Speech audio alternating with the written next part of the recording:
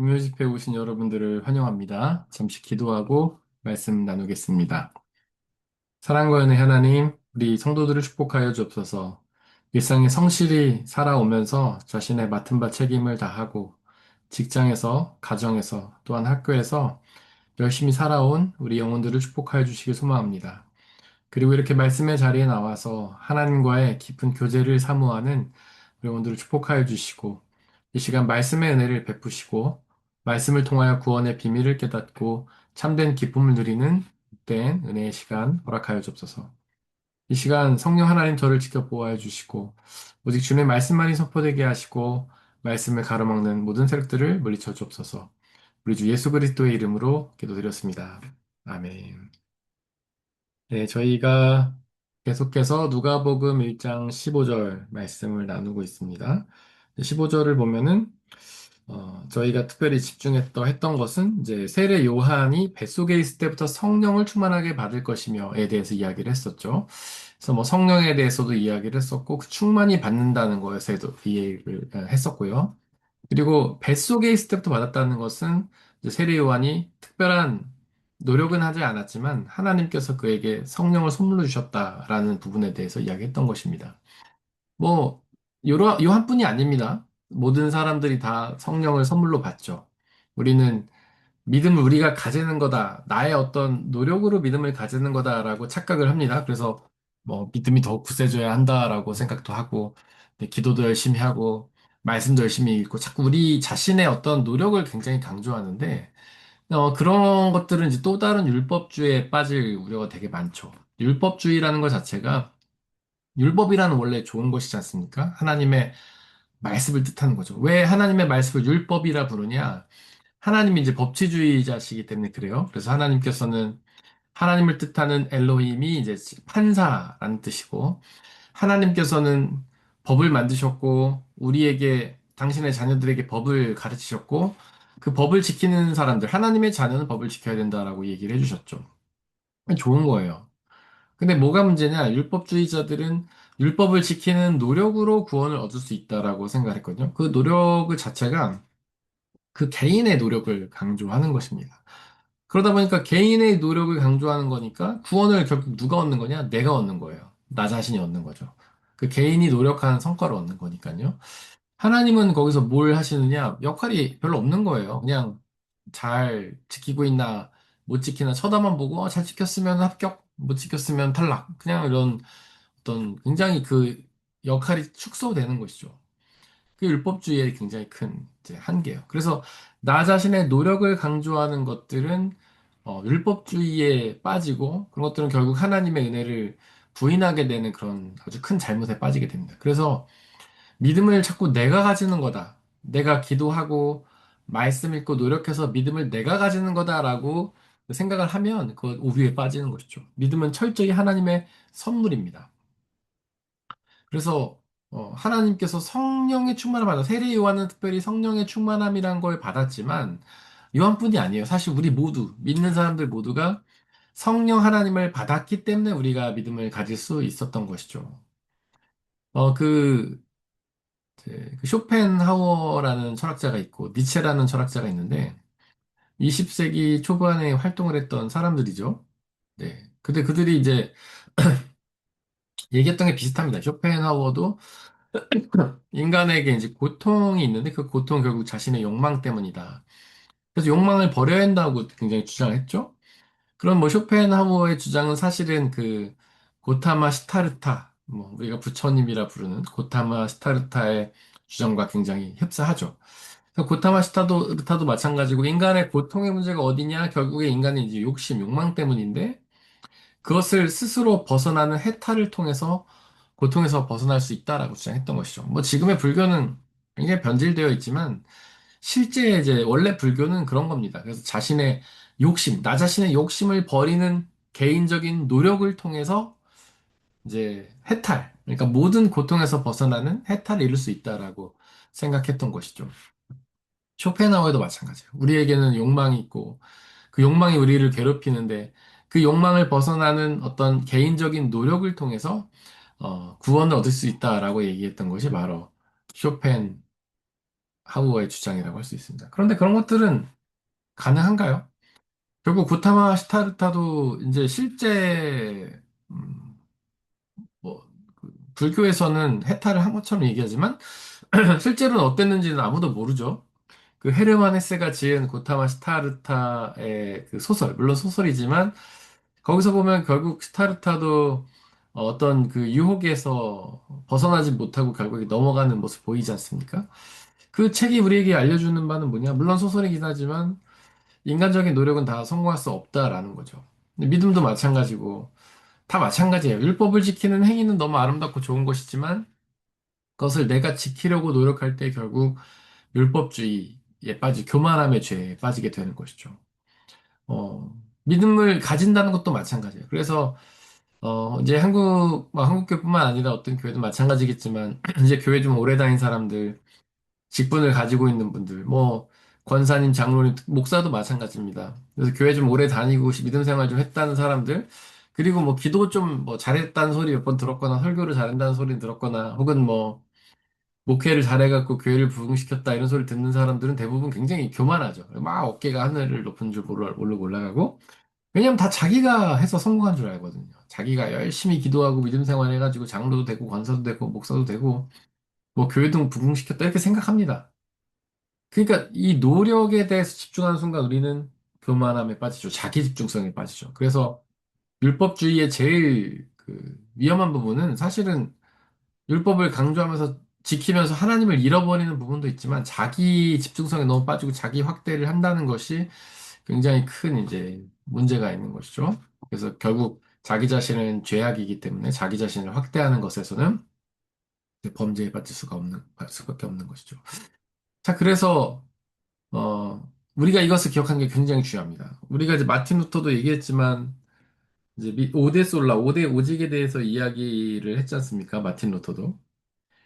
근데 거기서 얘기했던 것은 솔라. 저희가 나중에 루터 투어를 계획하고 지금 7월 말에 가려고 준비 중에 있는데 그때 가면 뭐 자세히 듣겠지만 루터가 강조했던 것은 5대 솔라죠. 5대 솔라는 이제 라틴어인데 한국말로 오직이란 뜻이고 다섯 개의 오직. 그래서 첫 번째로 오직 믿음, 오직 예수 그리스도, 오직 성경, 오직 은혜, 오직 하나님께 영광을. 이 다섯 가지를 이야기를 했는데 그게 이제 가톨릭 교회에 대항해서 주장한 것이죠. 이 가톨릭 교회도 굉장히 이제 교황 무오설이라는 것을 주장하면서 교황의 말이 곧 하나님 말이다라는 것을 강조하고 이들이 주장했던 것은 결국 뭐 교회 봉사라든지 그다음에 뭐 헌금 이 중에는 이제 면죄부 판매도 포함이 되겠죠. 결국 헌금을 모으기 위해서 용서받는 면죄부를 판 거 아닙니까? 결국 이런 것들이 율법주의라고 할 수 있어요. 이런 봉사나 헌금을 통해서 구원을 얻을 수 있다고 하는 것은 바리새인들이 주장했던 율법주의와 굉장히 흡사하죠. 비슷한 모양의 그냥 다른 주장인 것처럼 보이는 사실은 그런 줄 같죠. 그래서 결국 교회 봉사나 헌금은 결국 뭘 강조하느냐? 개인, 나 자신, 자기 자신을 강조하는 것이죠. 왜냐하면 봉사를 한 주체가 바로 나 자신이지 않습니까? 헌금을 한 주체가 나 자신이지 않습니까? 그래서 이런 가톨릭 교회 주장도 결국에는 나 자신의 노력을 강조하는 그 옛날 율법주의자들이 했던 것과 비슷한 오류에 빠져 있는 것이죠. 그래서 루터가 이것에 대항했던 주장은 오직 믿음이다. 뭐 헌감도 아니고 봉사도 아니고 면죄부를 사는 것도 아니고 오직 하나님을 믿는 믿음으로 구원을 얻는 것이다. 물론 믿음에 대해서는 우리가 좀 더 이야기가 필요하죠. 그냥 지적 동의는 아닙니다. 내가 믿는다라고 생각한다고 해서 믿음은 아니죠. 이제 이것을 바르트가 정리했지만 믿음은 하나님을 인정하는 것이고 하나님을 알아가는 것이고 세 번째로 하나님을 고백하는 것이고 여기다가 한 가지 더 추가해서 뭐 순종하는 것이다. 이렇게 믿음은 가는 것이죠. 이렇게 해야지 믿음이죠.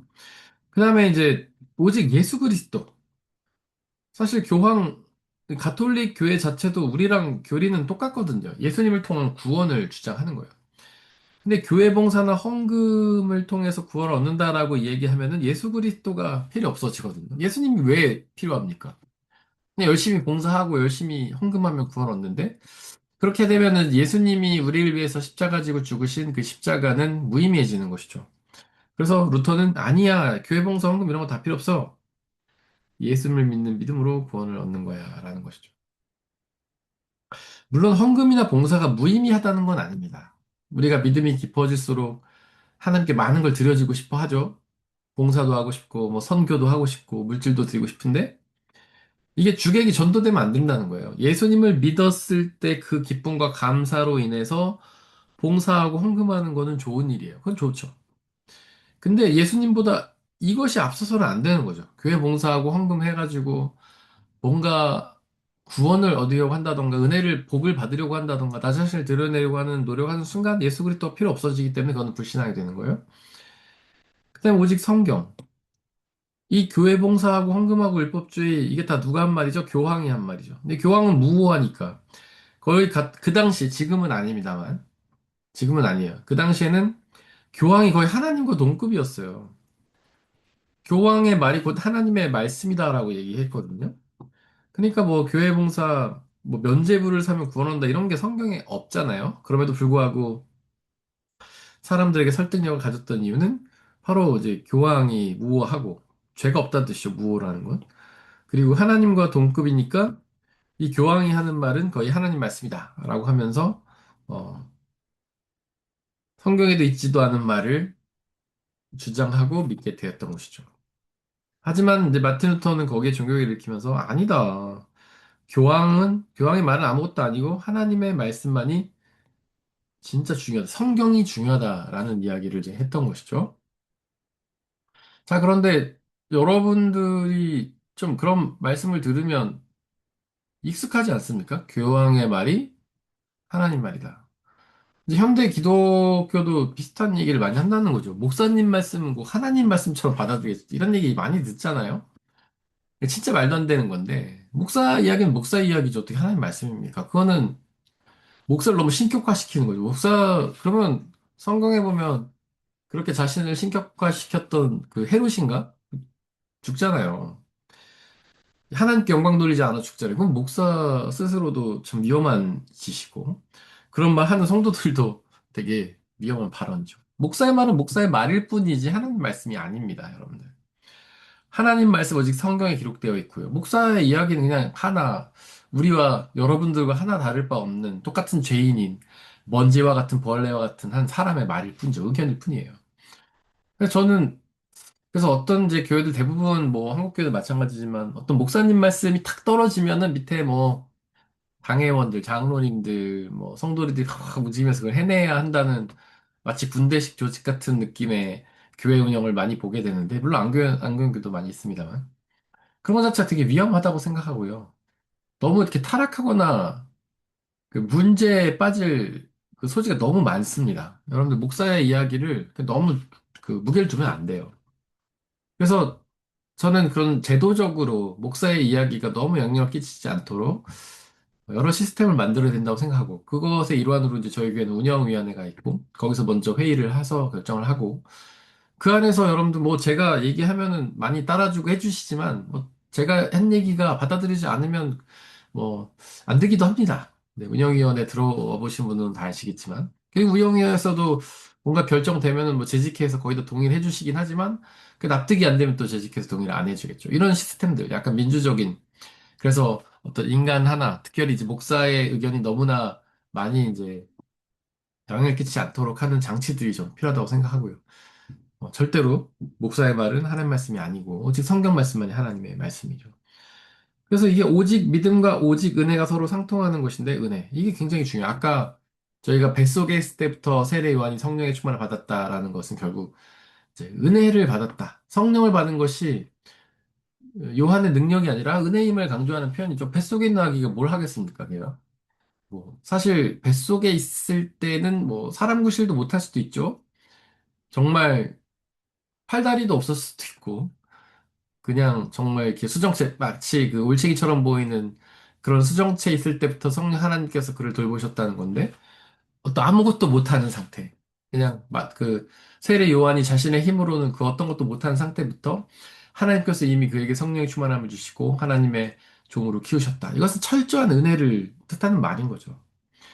이걸 기억해야 합니다. 저와 여러분들도 마찬가지예요. 우리가 뭔가 하나님의 일을 하거나 혹은 뭐 세상에서 일을 하거나 은근히 내가 잘했나? 대단하다 생각할 수도 있죠.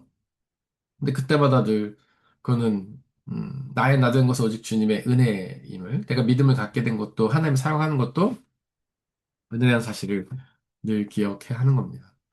그래서 저는 그 아담이라는 단어가 먼지라는 단어에서 왔죠. 뭐 흙이라고 번역을 하지만 사실은 먼지라는 뜻이에요. 흙은 그나마 쓸모가 있죠. 흙은 여기저기 쓰죠. 흙도 만들고 뭐 건물도 만들고 그릇도 만들고 또 그 안에 영양분도 있어서 화분도 키우고 풀도 자라고 나무도 자라고 그러지 않습니까? 근데 먼지는 진짜 아무 때도 쓸 데가 없잖아요. 먼지는 그냥 제거 대상일 뿐이죠. 먼지 뭐 하다가 뭐 할 수 있습니까? 흙은 그래도 뭐 하다 뭐라도 하지만 먼지는 아무것도 못 하죠. 먼지는 그냥 제거의 대상일 뿐이죠. 우리의 그 눈살을 찌푸리는 더러움의 대상이고 살균의 대상이고 그런 거 아니겠습니까? 근데 우리는 먼지라는 거예요.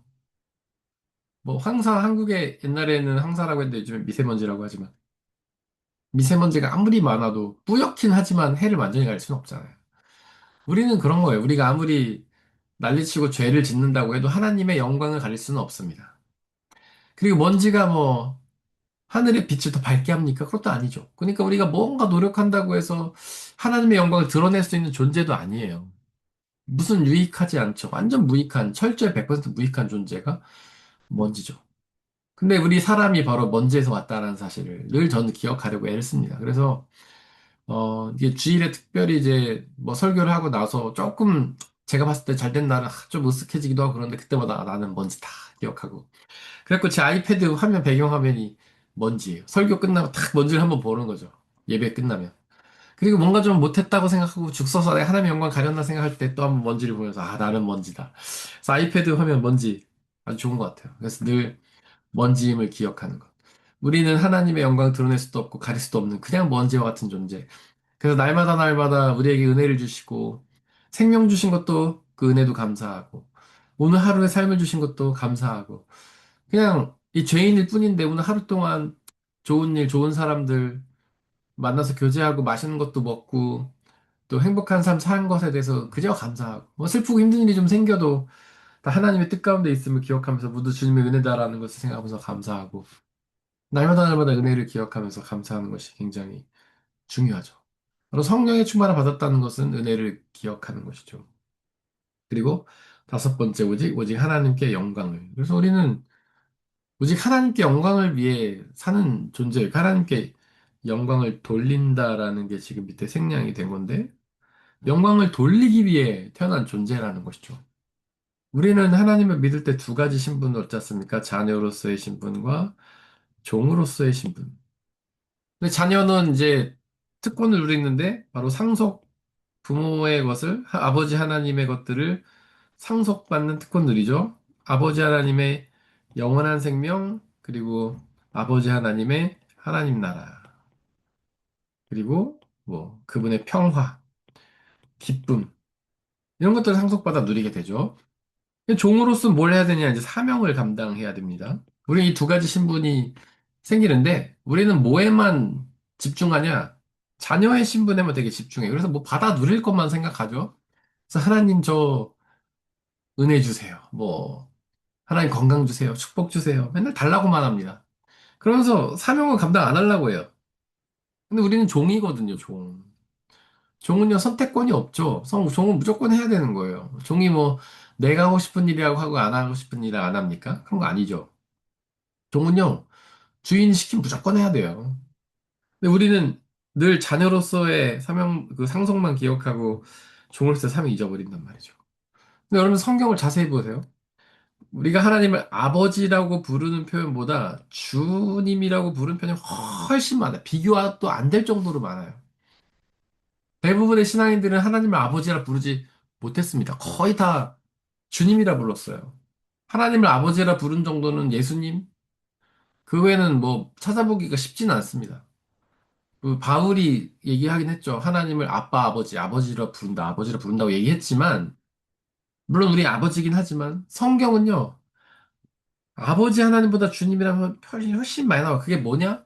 우리가 자녀로서의 신분을 기억하는 것보다는 종으로서의 신분을 더 많이 기억해야 한다는 뜻이에요. 자녀로서의 상속을 누리는 거는요, 중요하죠. 우리가 평화와 기쁨 누리고 나중에 영원한 생명 하나님 나라 들어가는 게 중요하죠. 하지만 지금 더욱 중요한 거는 사명을 감당하는 일이에요. 우리 주 예수 그리스도, 우리 주 하나님, 나의 주인 되신 하나님 예수 그리스도께서 맡기시는 그 사명을 감당하는 것이 너무너무 중요하죠. 그 사명이 뭐냐? 하나님께 영광을 돌리는 것이요. 궁극적으로는요. 영광을 돌린다는 것, 영광은 이제 헬라어로 독사인데, 하나님의 모습이 나타나는 것이 하나님의 모습이 나타나는 것. 그 하나님의 모습이 나타남을 찬양하는 것이 우리의 사명이라는 거예요. 그 중에 뭐 찬양도 있고 예배도 있겠지만 또 복음 전파, 예수 그리스도의 부활의 복음을 널리 전해서 많은 사람들에게 그 사명, 그 예수 그리스도의 복음을 주시는 그 구원의 은혜를 누리게 하는 것. 그것이 다 사명이죠.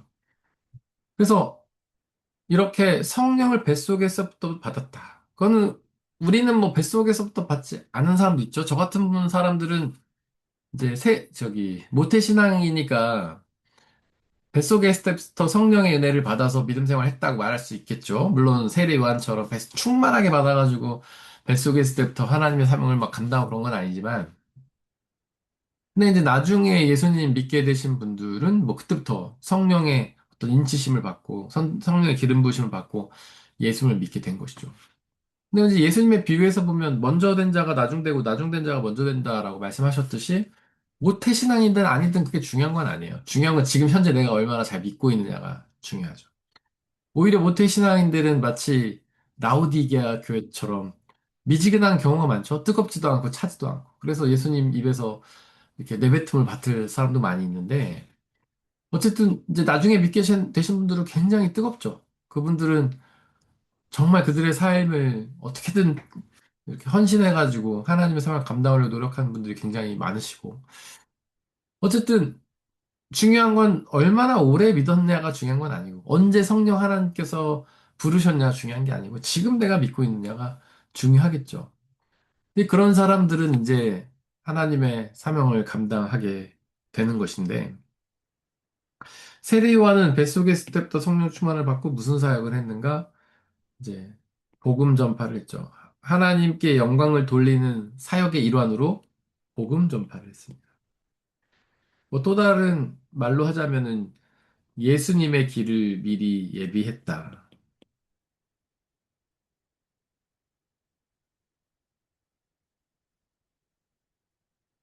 예수님의 가실 길을 미리 예비했다. 이제 학자들에 의하면 이제 세례 요한과 예수님은 친척 관계인데 예수님보다 요한이 6개월 먼저 태어난 것으로 이렇게 알려져 있죠. 뭐 정확한 건 아닐 수 있지만 어쨌든 요한이 먼저 태어나서 요한이 먼저 예수님의 오실 길을 예비했다. 그럼 이 미리 예비한 게 뭘까?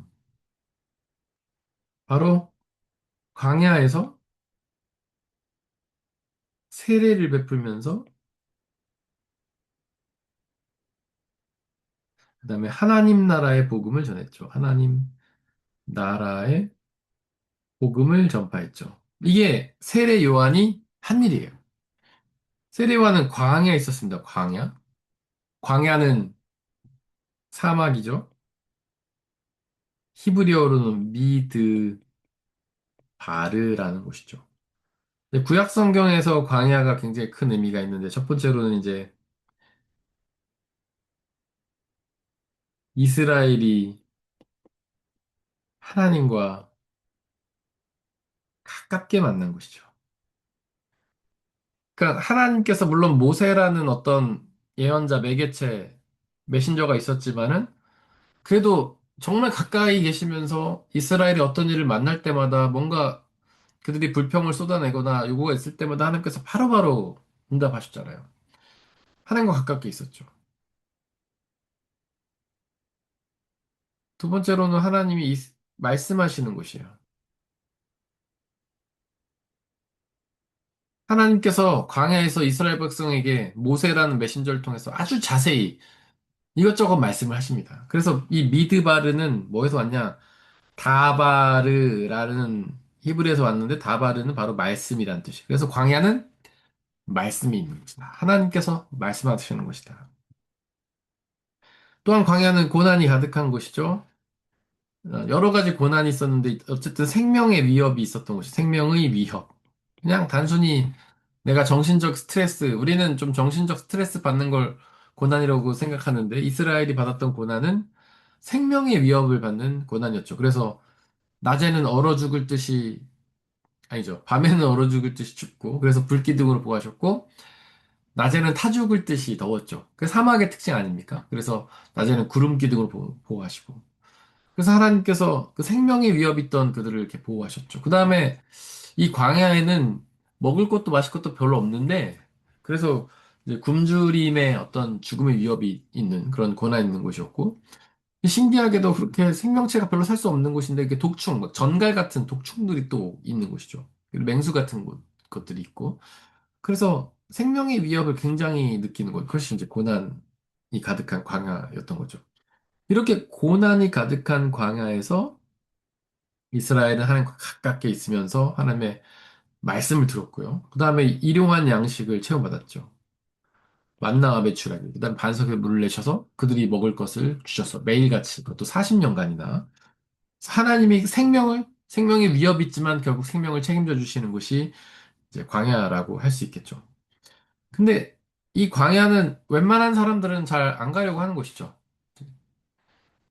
가능한 피하려고 하는 곳이고, 가능한 가장 짧게 머물려고 하는 곳이죠. 물론 이스라엘은 40년이나 머물렀지만, 일반적으로는 광야는 빨리, 최대한 빨리 이제 스쳐 지나가야 하는 곳이죠. 너무나 생명의 위협을 받는 곳이니까.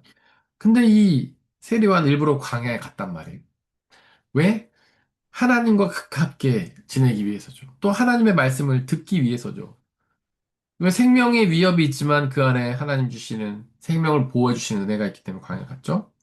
그리고 거기서 세례를 베풀었습니다. 세례. 그리고 하나님의 나라를 선포했어요. 세례 요한의 사역의 핵심은 하나님 나라입니다. 그 앞에 하나를 더 얘기해줘. 회개하라. 이게 세례 요한 선포죠. 회개하라. 하나님 나라가 가까이 왔다. 광야에서 세례 요한이 예수님의 사역을 준비하면서 했던 외침은 바로 회개하라. 하나님 나라가 가까이 왔다였습니다. 근데 이 회개하라. 하나님 나라가 가까이 왔다라는 외침을 예수님도 똑같이 하시거든요. 예수님의 메시지와 세례 요한의 메시지는 일치합니다. 완전 일치해요. 회개하라. 하나님 나라가 가까이 왔다. 예수 그리스도께서 이 땅에 오셔서 하신 모든 어떤 비유는 다 하나님의 나라에 대한 비유고요. 그 다음에 예수 그리스도는 우리에게 하나님 나라를 주시기 위해 오셨고 구원을 얻는다는 것도 바로 하나님 나라에 들어간다는 것이죠. 이 메시지가 세례요한과 예수님 일맥상통합니다. 그래서 세례요한이 예수님보다 앞서 와서 예수님의 사역을 준비했던 것은 바로 이 예수님이 선포하실 하나님 나라의 복음을 미리 선포했다. 광야에서. 그래서 많은 사람들이 찾아와서 그의 말씀을 들었고 세례를 받았을 때 그 사람들은 이미 요한을 통해서 하나님 나라의 그런 복음을 이미 들었던 것이죠. 그럼 세례는 뭐냐? 세례는 당시 세례 요한이 속해 있던 공동체를 우리가 에세네파라고 하거든요. 이 에세네파의 가입 의식이 세례입니다. 이 에세네파는 뭐냐? 하나님의 나라를 소망하며 선포했던 단체예요. 그래서 SNF파의 사역의 가장 핵심은요, 하나님 나라를 소망했던 거예요. 예수님이 세례를 베푸셨죠? 세례를 받으셨죠? 그 이유는 그분이 죄가 있어서 죄 사함을 받으려고 하신 게 아닙니다. 예수님 죄가 없잖아요. 왜냐? 바로 SNF파, 내가 하나님 나라의 운동에 나도 동참한다. 나도 하나님 나라를 위해서 이 땅에 왔다라는 사실을 보여주시기 위함인 거죠. 그래서 뱃속에 있을 때부터 성령의 충만함을 받았던 세례 요한은 바로 하나님의 나라를 선포했고요. 또 우리도 성령의 충만함을 받을 텐데 우리가 사명을 감당해야 될 건 뭐냐? 오직 회개하고 하나님 나라를 가까이 왔다라는 그런 복음을 전하는 것이 우리의 사명입니다. 그래서 설교자로서 저도 하나님 나라를 늘 선포해야 되고요. 여러분들도 복음을 전할 때, 예수님 좋은 분이야. 우리 교회 가면 재밌어. 이것도 좋아요. 나쁘지 않지만, 더 좋은 전도 방법은 바로 하나님의 나라를 그들에게 이야기해 주는 것입니다. 그것이 바로 성령을 충만을 받은 하나님의 종의 사명이라고 할 수 있습니다. 자, 잠시 기도하고 마치겠습니다. 성령 하나님, 우리에게 찾아와 주시고, 우리에게 충만히 임하여 주옵소서. 그래서 뱃속에 있을 때부터 성령의 충만을 받은 세례 요한처럼 우리도 성령으로 충만해서 하나님 나라의 복음을 전하게 하여 주옵소서. 때를 얻든지 못 얻든지 우리가 어디를 가든지 우리의 가정과 일터와 그리고 교회에서 하나님의 나라를 선포하고 하나님의 나라를 전하는 사명을 감당할 수 있도록 은혜를 도와여 주옵소서. 이제 주말을 맞이합니다. 하나님 저에게 평안과 기쁨을 주시고 오직 하나님께 영광을 돌리며 하나님의 은혜를 누리는 복된 주말 맞이할 수 있도록 역사해 주옵소서. 감사합니다. 우리 주 예수 그리스도의 이름으로 기도드렸습니다. 아멘. 감사합니다. 좋은 밤 되세요.